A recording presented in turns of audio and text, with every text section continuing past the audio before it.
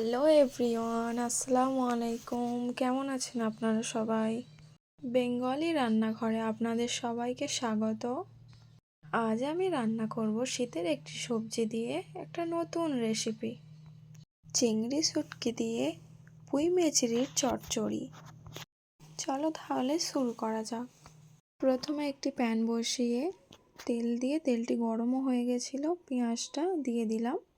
তারপর ভালোভাবে পেঁয়াজটা নাড়াচাড়া করে লাল লাল করে ভেজে নিতে হবে। এই পর্যায়ে অল্প কিছু মৌরি নিয়ে ভালো করে নাড়াচাড়া করে নিয়ে ভেজে নিতে হবে। ভেজে নিচ্ছি ভালোভাবে। তারপর আমরা দুটো তেজপাতা আর দুটো শুকনো লঙ্কা দিয়ে ভালো করে নাড়াচাড়া করে নেব। ভালো করে ধুয়ে রাখা চিংড়ি শুঁটকি মাছটি দিয়ে দিলাম, দিয়ে ভালো করে নাড়াচাড়া করে নিচ্ছি। ভালো করে নাড়াচাড়া এই পর্যায়ে কেটে রাখা আলুগুলো দিয়ে দেব, দিয়ে ভালো করে কষিয়ে নিচ্ছি। আপনারাও কিন্তু ভালো করে কষিয়ে নেবেন। আর চিংড়ি শুঁটকি মাছ ভালো করে ধুয়ে নেবেন, না হলে কিন্তু বালি কিচকিচ করার সম্ভাবনা আছে। তারপর কেটে রাখা বেগুনগুলো দিয়ে ভালো করে কষিয়ে নেব। ভালো করে কষিয়ে নিচ্ছে। অল্প পরিমাণে একটু জল দিয়ে দেবেন। তারপর মশলাগুলো দিয়ে দিচ্ছি, লবণ, হলুদ গুঁড়ো, লঙ্কার গুঁড়ো, ধনের গুঁড়ো, জিরের গুঁড়ো সব দিয়ে ভালো করে কষিয়ে নিতে হবে। সবজিগুলো কষিয়ে নেওয়ার পর কেটে রাখা পুঁই মেচড়িগুলো দিয়ে দেব। জল ভরা মেঘ ওই দু চোখে দেখতে আমি পেয়েছি, একলা মনে নির্জনেতে তোমার ছবি এঁকেছি। সব দিয়ে ভালো করে কষিয়ে নিতে হবে।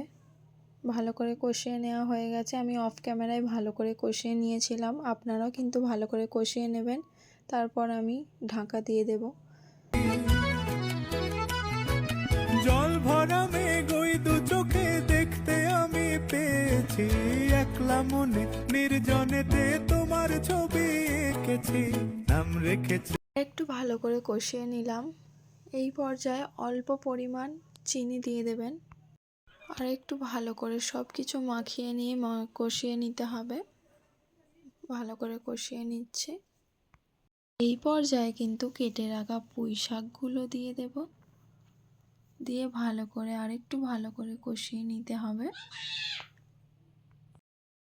নাম রেখেছি বনলতা, যখন দেখেছি হয়তো বা সেই ক্ষণেই তোমায় ভালোবেসেছি। অল্প পরিমাণ জল দিয়ে এবার একটু নাড়াচাড়া করে নিয়ে ঢাকনাটা আমরা দিয়ে দেব।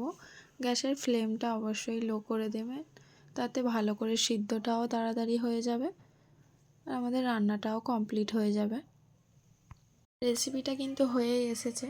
আমাদের সব সবজিগুলো এবং আলুগুলোও সিদ্ধ হয়ে গেছে। এরপর ঢাকনা দিয়ে দেব।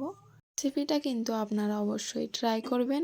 চিংড়ি শুঁটকি দিয়ে পুঁই মিচিরির চচ্চড়ি রেসিপি। সাবস্ক্রাইব করে যেতে ভুলবেন না কিন্তু।